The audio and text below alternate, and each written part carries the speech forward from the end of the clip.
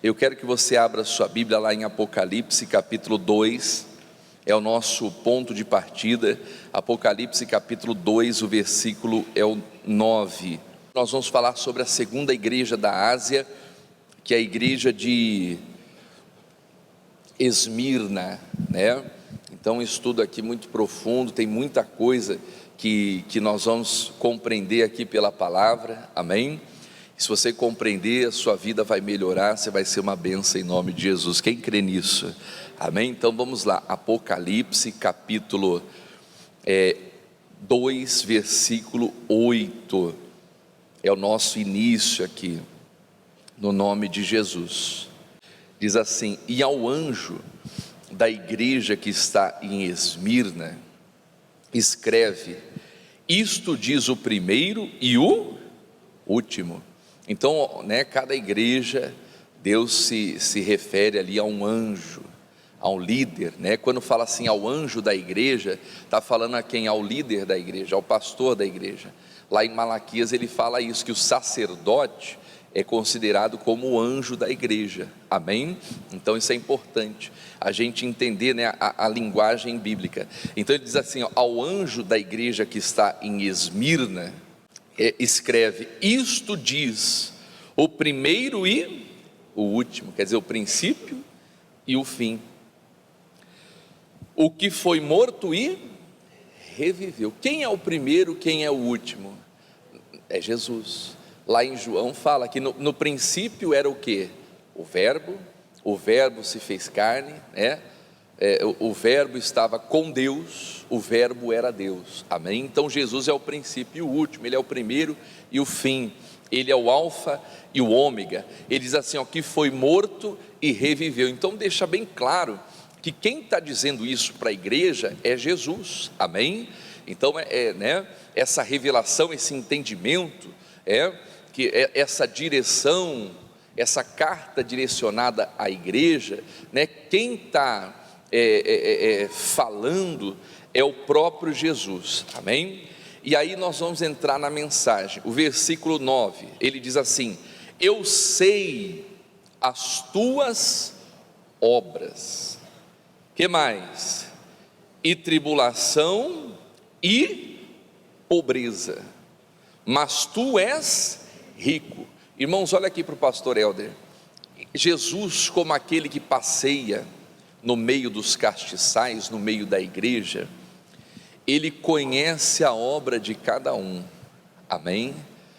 Às vezes as pessoas, elas falam muito da graça, não, porque a graça me salvou, glória a Deus, e eu não preciso de obras. Não, nós precisamos de obras, principalmente as obras da fé, porque a fé, quando ela não é acompanhada por obras, ela é uma fé morta, ela é uma fé que não serve para nada. Então nós temos que ter as obras da fé.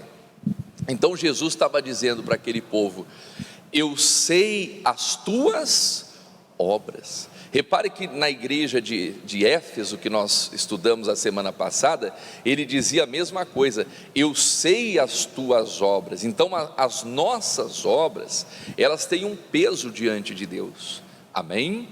Elas são, a Bíblia diz que as nossas obras serão provadas, a obra daquele que edificou permanecer, esse vai receber galardão.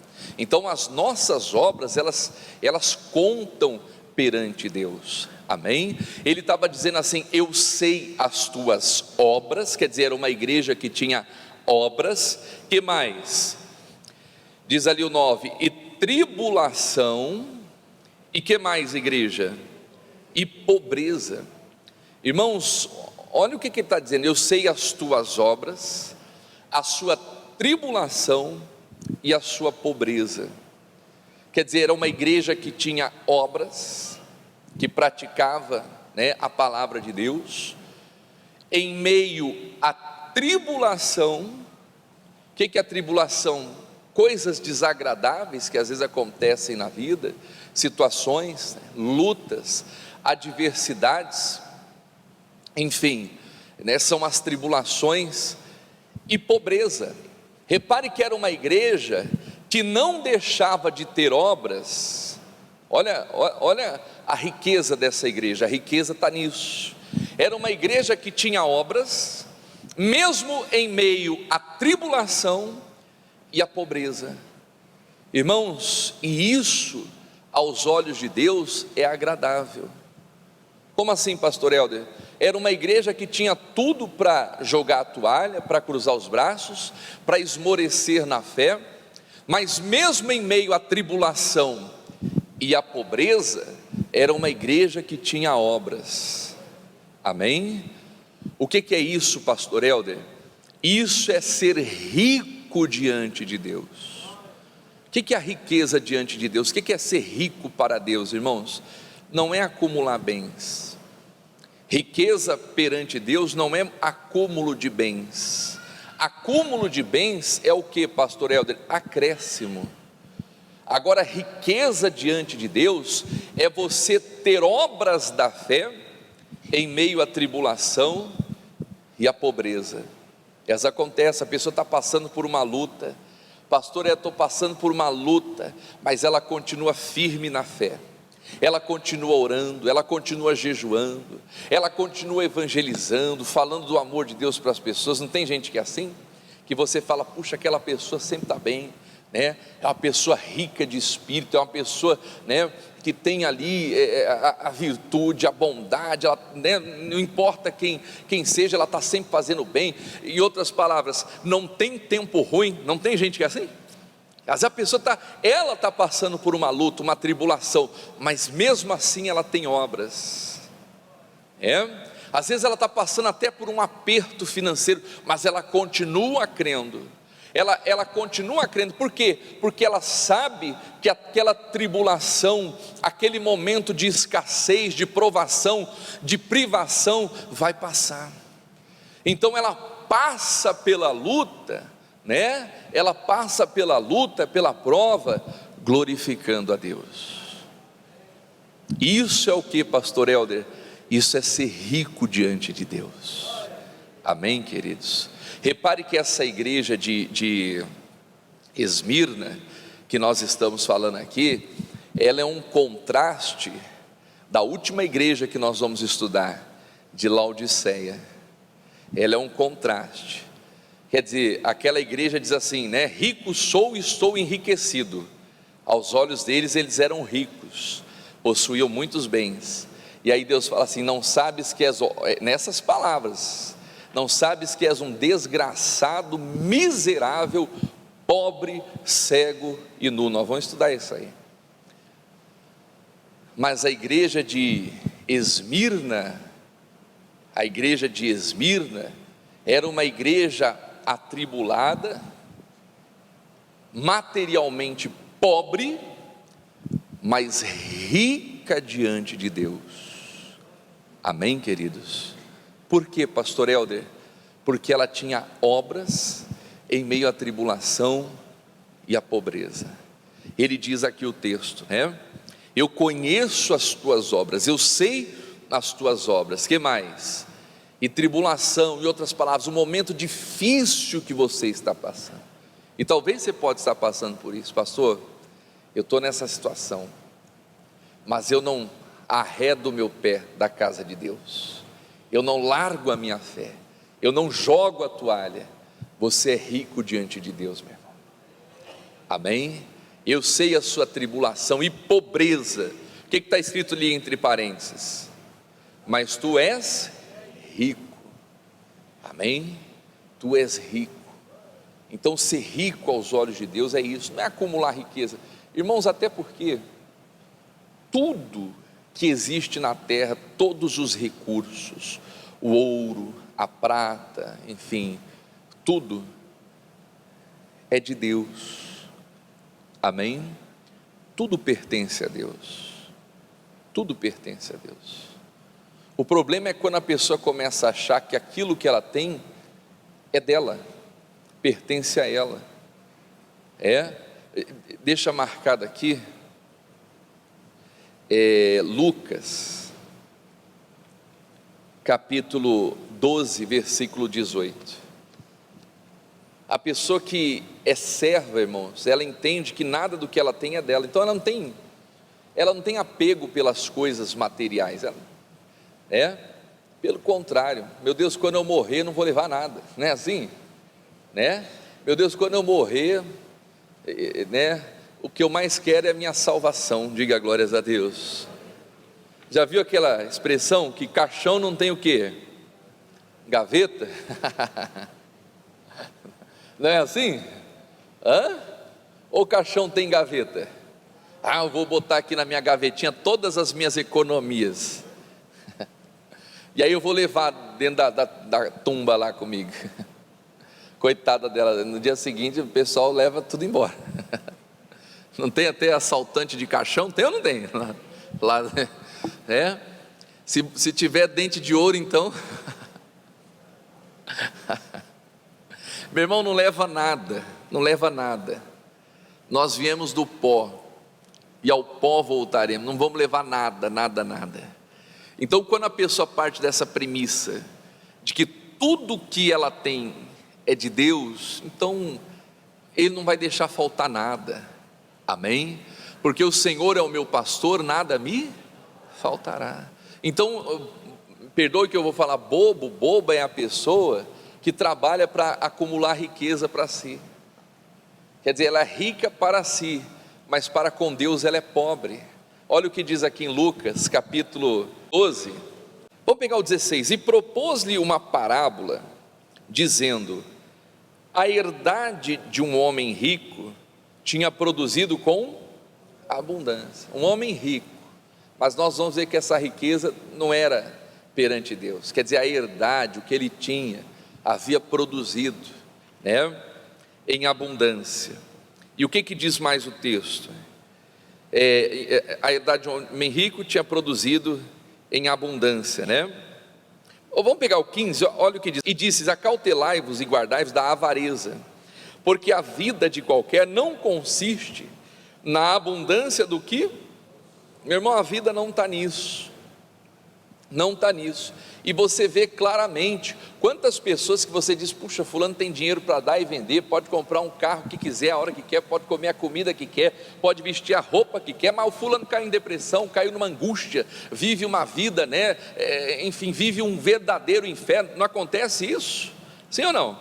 Às vezes pessoas que você fala: meu Deus, como que essa pessoa caiu em depressão? Meu Deus, como que essa pessoa chegou a esse estado? Ela tem tudo. Não, ela não tem nada, porque a vida, ela não consiste na abundância daquilo que ela possui.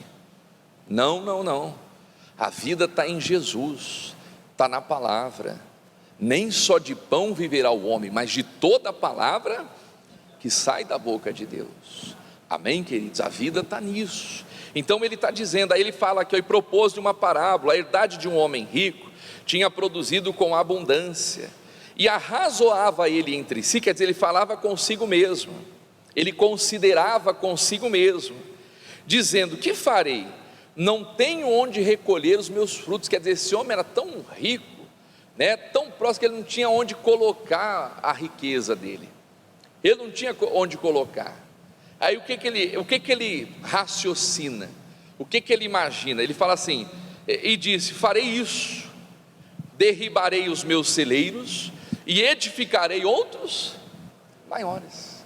Quer dizer, eu tenho aqui o meu estoque, o meu celeiro, puxa, não tenho onde mais colocar, já sei, eu vou quebrar tudo isso e vou fazer celeiros maiores, para eu poder acumular mais, guardar mais, armazenar mais. Irmãos, guarda isso: o que retém mais do que é justo, não é errado você poupar, você guardar, mas errado é você reter mais do que é justo, é para a sua própria perda.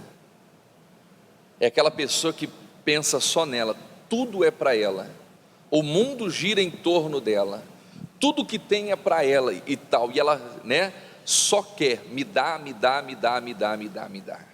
Não tem gente que é assim? Avareza, quer dizer, o homem não cabia mais, já tinha muita coisa. Aí o que ele estava produzindo, estava tendo muita coisa, falou: não, eu vou aumentar o meu estoque, eu vou construir armazéns maiores, é o que diz ali, e derribarei os meus frutos, os meus celeiros, edificarei outros maiores e recolherei todas as minhas novidades, os meus. Meu irmão, coitado desse cidadão. Repare que toda novidade, tudo que a herdade dele produzia, tudo que, ele gerava, ele concentrava em quem? Nele mesmo. Nele mesmo.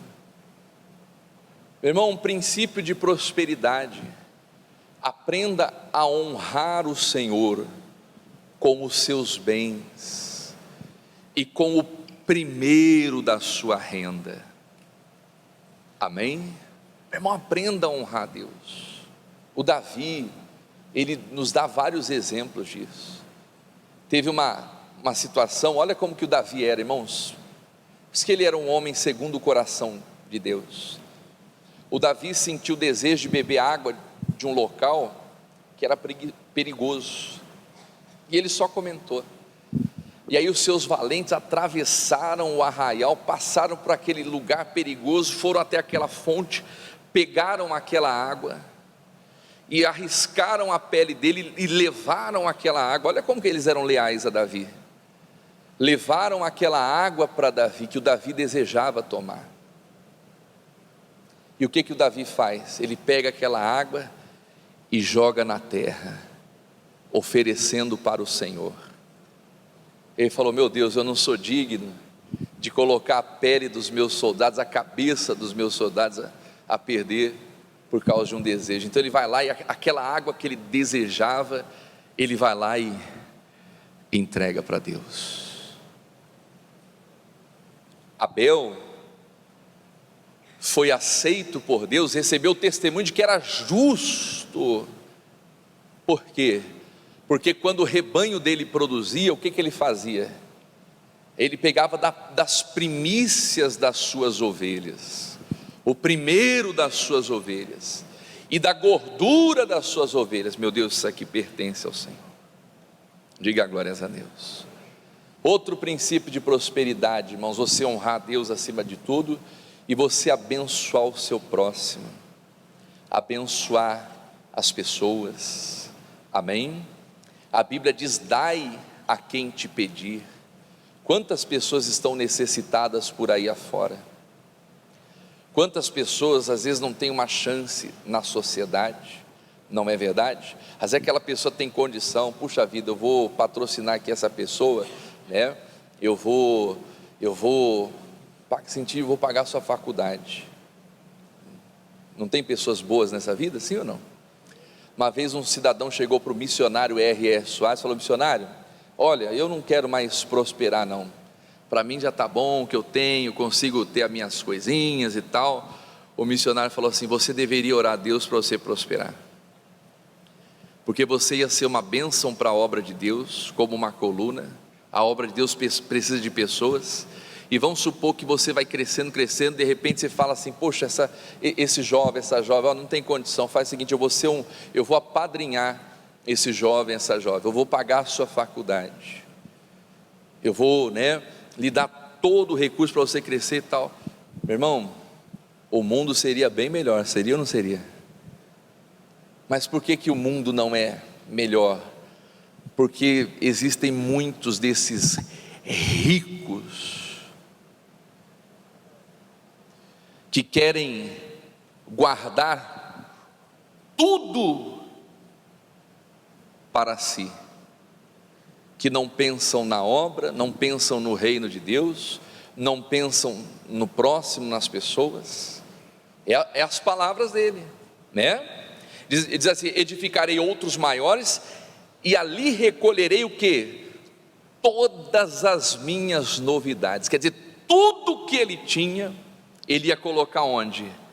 Num depósito, ia deixar guardado, por causa da ganância, por causa da avareza. E aí o que diz o pastor Helder? O versículo 19,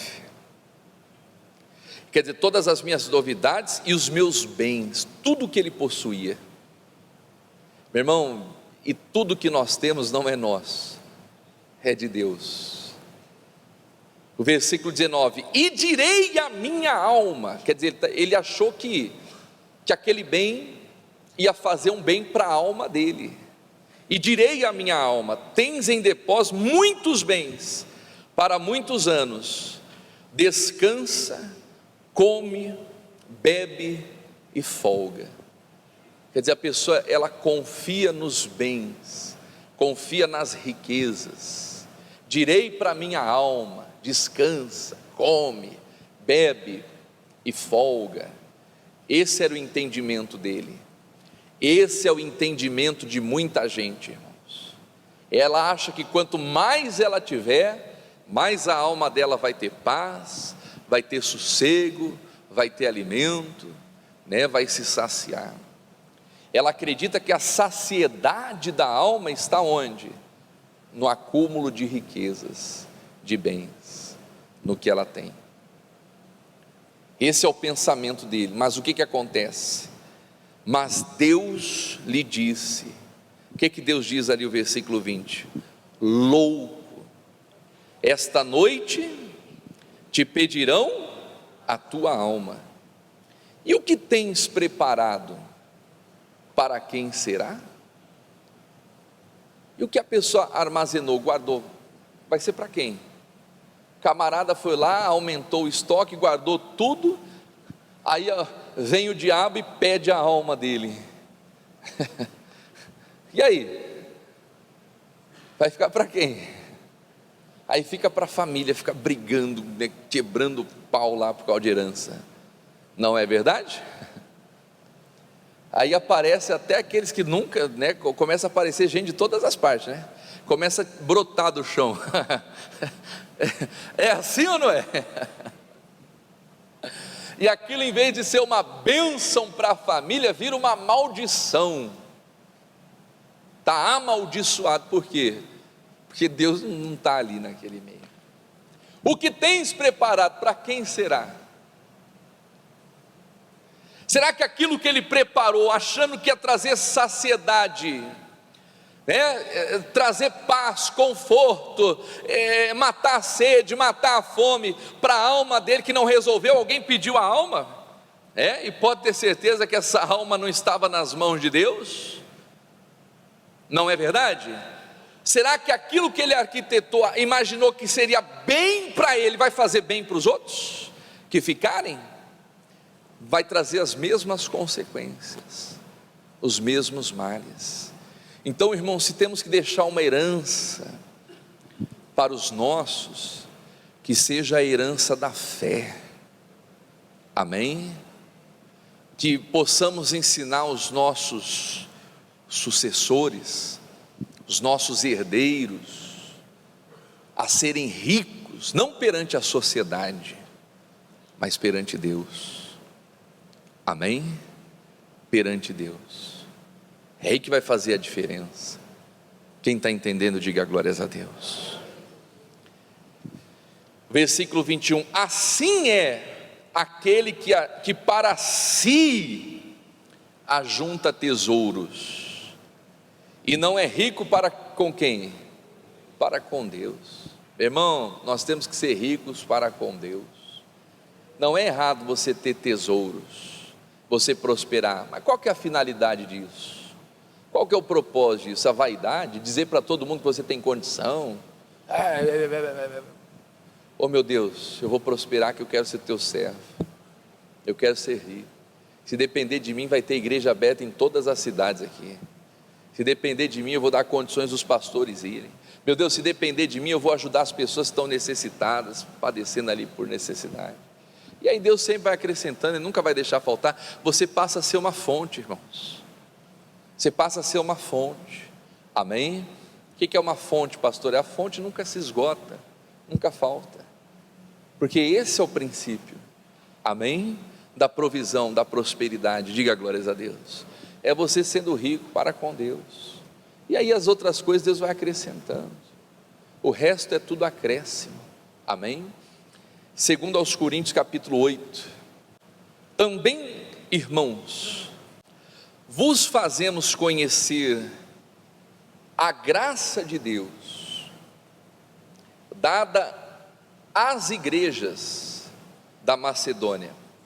Irmãos, Deus derramou uma graça sobre aquelas igrejas, e aquela graça não foi de graça. Deu para entender? Aquela graça que Deus derramou, aquela bênção que Deus derramou, não foi por acaso. Ninguém é abençoado por acaso, irmãos. Ninguém chega onde chegou por acaso. Ah, pastor, mas eu conheço gente que para chegar onde chegou teve que passar a perna em muita gente. Ela, logo o reinado dela acaba. Mas a pessoa, para manter ficar ali no topo, no auge, na presença de Deus, por anos e anos e anos, não é um acaso. Exige muita renúncia, muita, como que eu posso dizer, muita entrega. Amém? A pessoa que sobe fácil, ela vai cair fácil. Aquela pessoa que vai degrau por degrau, confiando, de glória em glória, ela vai aprendendo, ela vai crescendo, ela vai amadurecendo, ela vai criando estrutura, dificilmente o diabo vai conseguir derrubá-la. Amém? Então Deus derramou uma graça sobre as igrejas da Macedônia. Qual que era o estado dessa igreja? Diz ali, como em muita prova de tribulação, era uma igreja atribulada, assim como a igreja de Esmirna.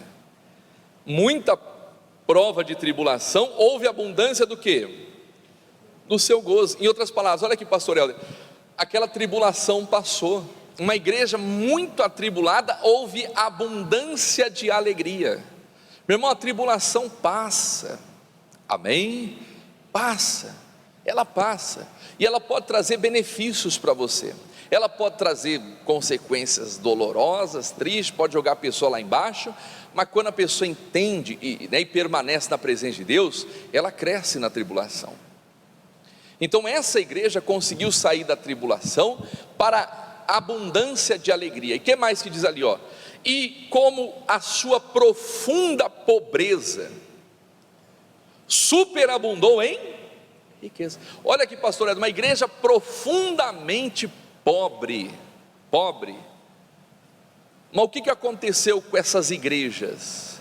Superabundou em riquezas. Amém? Elas passaram por uma transição, saíram de um extremo para o outro, do extremo da pobreza, e superabundaram em riquezas. De onde veio essa riqueza? Da sua generosidade. Meu irmão, a alma generosa, ela vai prosperar, ela vai engordar. É bíblico, é a lei da vida. Quer dizer, eles saíram de um extremo para o outro por causa da generosidade. Entenderam o que é ser generoso, generosa. O que é generosidade? É o prazer em abençoar, é o prazer em estender as mãos. Amém? E muitas vezes, mesmo não tendo condições, irmãos, mesmo não tendo condições. Olha aqui para o pastor Helder, a generosidade, ela não depende de condições, ela depende de ser generoso em si.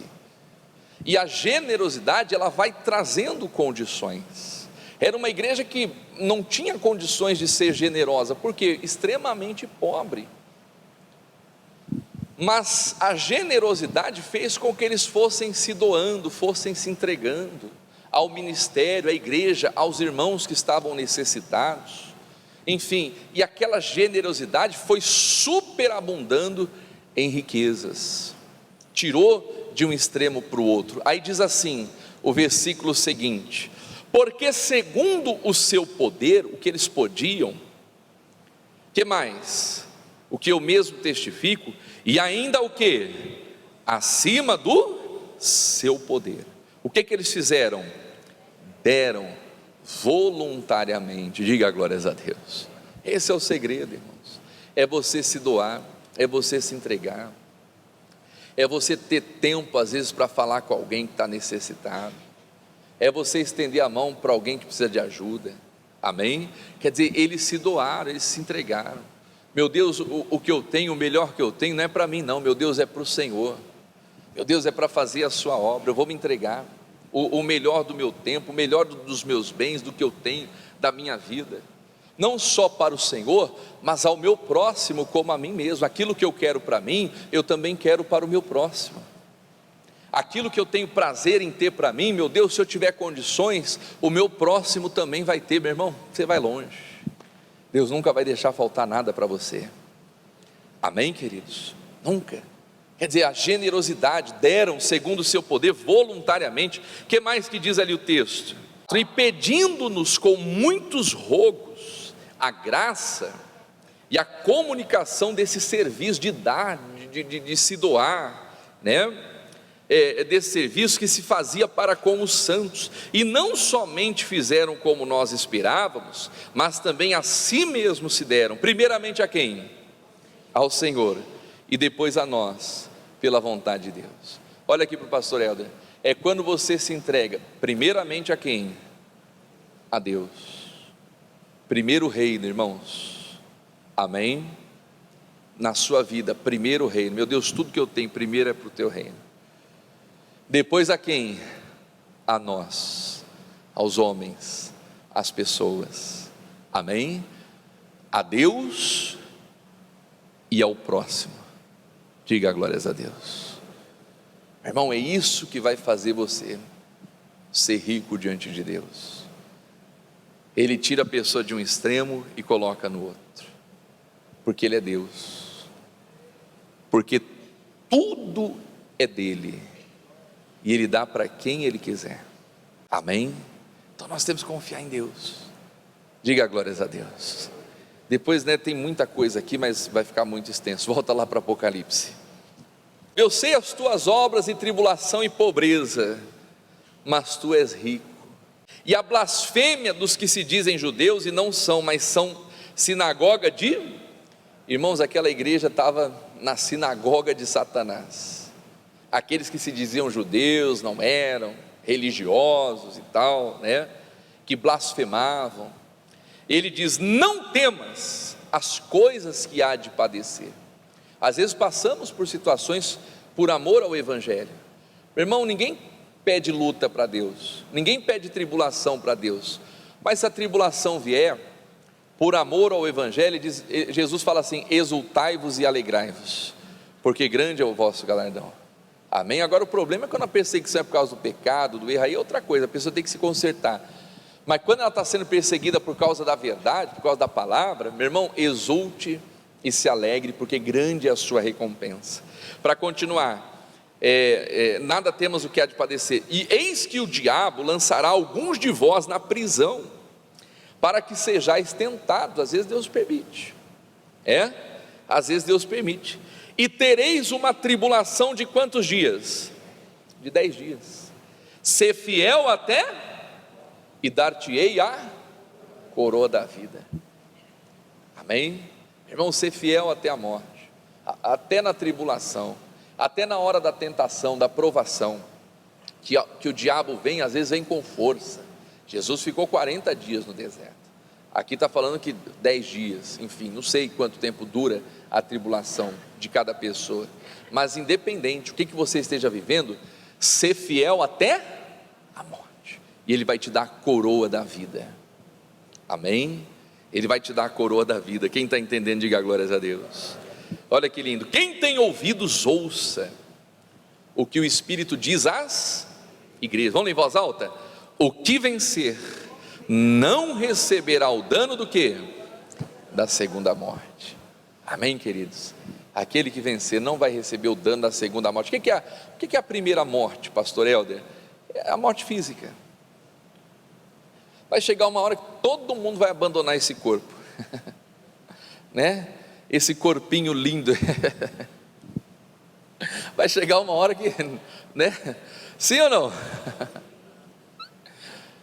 Mas a nossa alma e o nosso espírito permanece para sempre. Para quem, pastor Helder? Para quem vencer. Diga glórias a Deus. Vai chegar uma hora, Mas a pessoa diz: pastor, não aguento mais ficar nesse corpo aqui, é dor disso, é dor daquilo, é bico de papagaio, não é assim?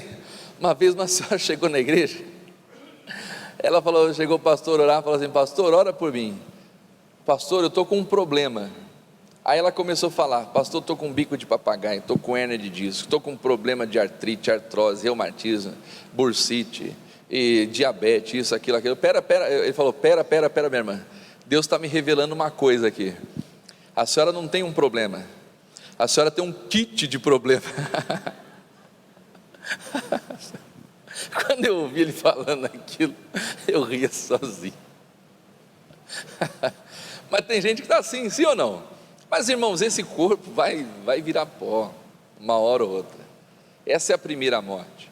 Mas esse para nós não é, né? O homem, né? Como que o homem encara a morte? Ai meu Deus, ai meu Deus, ai meu Deus.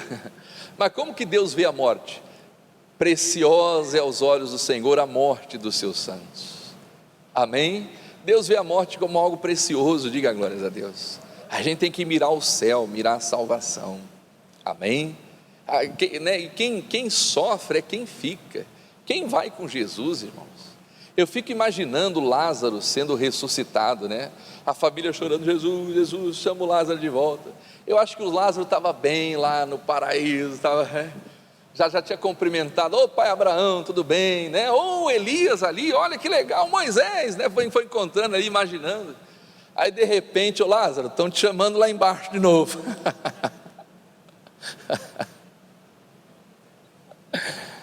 O Lázaro falou: oh Deus, deixa eu ficar mais um pouquinho aqui em cima. Não, volta lá.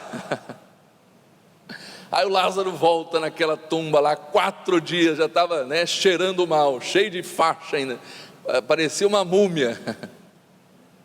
E aí viveu mais um tanto, mas Lázaro já subiu de novo. Ninguém fica para a semente. Meu irmão, aquele que vencer não vai receber o dano da segunda morte, vai viver eternamente, e glórias a Deus. E que possamos nos encontrar lá em cima, amém? Chegar: ô meu irmão, minha irmã, tudo bem, tal, tá ali, ô glória a Deus, e aí, você está firme, ó, né? Louvado seja Deus por isso. Essa é a nossa maior recompensa, irmãos. Esse é o nosso maior, né, tesouro, a nossa maior riqueza.